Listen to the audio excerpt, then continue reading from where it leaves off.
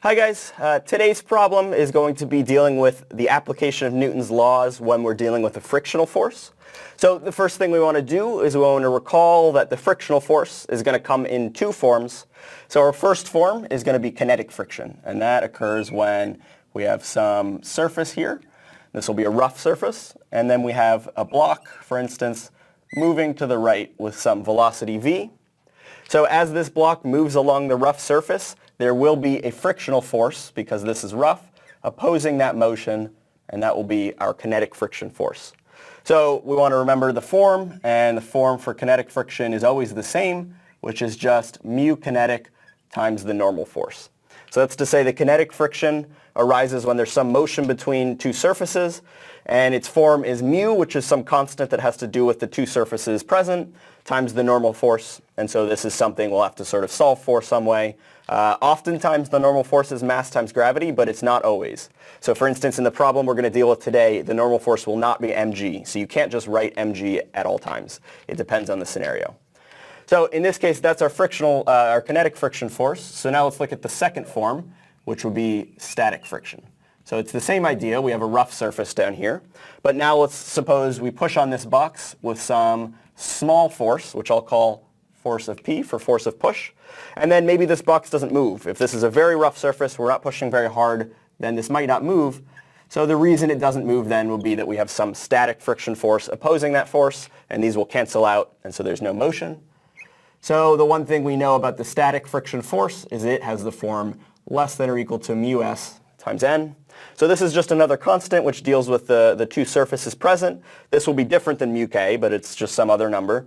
And so what this tells us is that there's some maximum value. So there's some maximum push we can apply to this, whereby this will still cancel out. And if we apply a push any bigger than mu s times n, the object will move and it will go to kinetic friction. So let's go ahead and look at the problem today. So the problem statement reads as follows.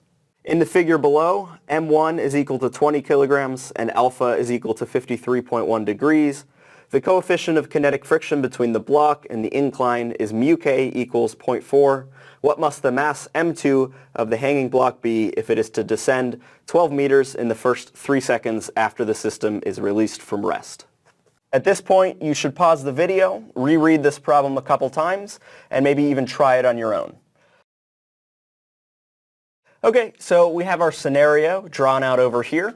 So a couple things the problem gives us. It says this block 2 falls 12 meters in 3 seconds. And then we're going to be looking for mass of block 2 such that that is the case. So our first step in any of these problems is going to be to draw the free body diagrams.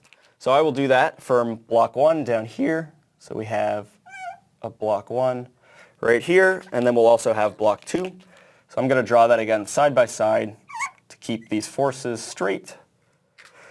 So going back to block 1, we have a bunch of forces actually acting here. We have our gravitational force pulling block 1 downwards. We're going to have a normal force that is going to push off of the surface going this way. We're going to have a tension force. So this will be F tension.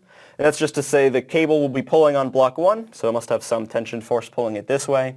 And then we're told this is a rough surface, so we're also going to have a kinetic friction force. And that will just oppose the motion, right? So this block will be accelerating up, and so we're going to have some kinetic friction force opposing that. So this is everything for block 1. So now for block 2, we're going to have a force of gravity on block 2. And really the only other thing we're going to have dealing with here is a force of tension. So our first point to note is that these tension forces are the same. So as long as this rope is massless, these tension forces here are going to be equal. And that also tells us something else about this motion, which is that block 1 and block 2 are sort of tied together in their motion. So whenever block 2 moves down, block 1 is going to move up along the ramp. So that's to say that the velocity and the acceleration of block 2 and 1 is actually going to be the same. And similarly, the distance. So we see as block 2 falls 12 meters, block 1 must rise 12 meters along the ramp. So all of those are going to be the same for these blocks because they're tied together with a rope. So that's something you want to make sure you're understanding, and it's going to come up a lot when we have these sort of incompressible ropes. So we now have our free body diagrams, and our tricky point in this problem is going to be to define our coordinate system. So normally we had sort of one generic coordinate system to choose, and it wasn't too hard. But in this case, we have two totally separate motions. So block 1 is moving sort of at an angle up a ramp, and block 2 is really moving up and down vertically. So in this case, I am going to choose a coordinate system here where x is along the ramp and y is perpendicular to the ramp. So this is similar to what we chose before. This is going to be very natural for us. So basically y is perpendicular here, x is parallel.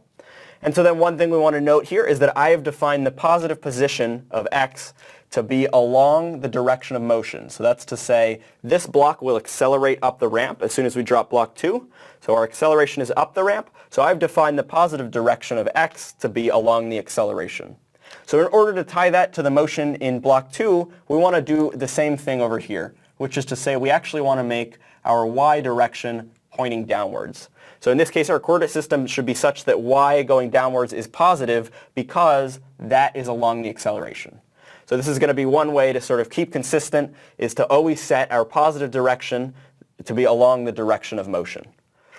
So once we have these coordinate systems set up, and we want to make sure we're consistent with them, we can now look at Newton's second law for each of these blocks. So if we think about what Newton's second law tells us, it's going to tell us that the sum of all of these forces on each of the blocks in each direction, so in the x and the y direction, that should be equal to mass times the acceleration in that direction. So from that we see that we have all of these forces, they're sort of drawn out, we know a lot about them, but what we don't know at the moment is the acceleration of the system. But if we look over here at the information we're given, we should be able to immediately see that we can solve for that. So if we remember back a couple of chapters, we have a distance and a time, so from that we should be able to solve directly for our acceleration. And so we do that by the following, which is we remember our equation y equals y naught plus v naught yt plus 1/2 ay t squared. So if we plug in our quantities, and you can follow along in the solutions at home, you should get that ay is going to be equal to 2.7 meters per second squared. So I am going to circle this, because this is very important. So this tells us that these blocks are accelerating with 2.7 meters per second squared. So we know the acceleration already.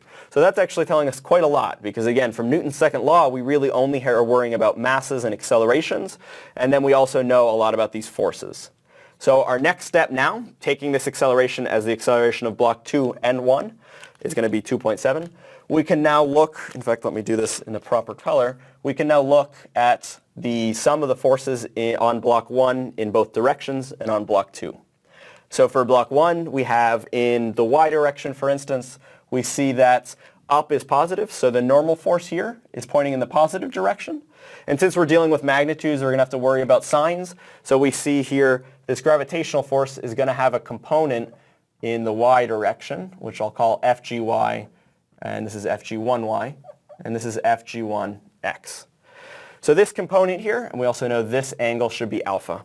So this component here we can solve for from our knowledge of FG1, and basically that should just tell us this component is FG1 times cosine of alpha.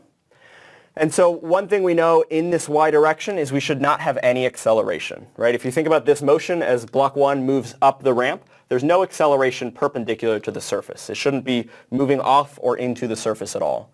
So this should basically tell us this all must be equal to 0. Basically, the positive F1 minus this negative FG1y should be equal to 0 when you add them together. So we have this scenario here, and we see actually we can directly solve right here. For the normal force, it's just going to be Fg1 cosine of alpha. So that's the y direction. Now we look at the x direction, and we see we have a lot of forces to worry about. But again, as long as we're careful with our signs, it's not too bad. So our tension force is in the positive direction. And in a negative direction, we then have minus the kinetic friction force, and then minus Fg1 of x. And Fg1 of x, let me just write this right here, is actually Fg1 sine alpha. So in this case, though, again, we don't have 0 acceleration now. We do actually know that this block will be accelerating upwards. So this should all be equal to m1, this is block 1, times the acceleration. So this acceleration we've solved for, right? We know what the acceleration we want is. It's 2.7. So that's actually a known now. And so at this point, this equation is going to be very helpful. And the only thing we now need to really solve for at the moment is the kinetic friction force. And we can do that just by remembering the form, which is mu k times F normal 1. So that's to say the force of kinetic friction here, that magnitude is going to be mu, which we're given, times the normal force. And so we actually see right up here from this equation, F normal force 1 is Fg1 cosine alpha. We actually can solve directly for normal force, plug that in here, solve for the kinetic friction, plug that in up here, and then solve all of that for the tension force. So you should follow along this at home. You should pause the video and do this at yourself. But basically you're going to work backwards, solve directly for tension force, and you should get a tension force of 257.1 newtons. And so that's to say that at all times in the motion, this tension force on the rope is equal to 257.1. So now if we just jump over to block 2, we can sort of finish the last step of this problem. So we see we want to solve for mass 2, so it's natural now to look at block 2. So for block 2, we only have motion in the y direction. So in this case, we see Fg2 is along the positive direction. So our sum of our forces is Fg2 minus the tension force. That's in the negative direction. And that should be equal to m2 times the acceleration. So at this point, we should immediately see that we're basically done with the problem. We have our acceleration. m2 is our unknown. We just solved for the tension force. And Fg2 is just going to be mass 2 times gravity. So in this case, we only have one unknown. That's the mass. And so we can directly solve, and we should get a mass of 36 kilograms. So that's to say we want a mass of 36 kilograms on block 2 in order for the system to accelerate with an acceleration of 2.7 meters per second squared. Okay, so let's review this problem really quickly now. We started by drawing our free body diagram for each block. Then we took some care to choose the desired coordinate systems, and so we made sure we set the positive direction of both of these coordinate systems along the motion. So from the problem statement, we solved directly for the acceleration of both blocks. They were the same because the rope was attaching them.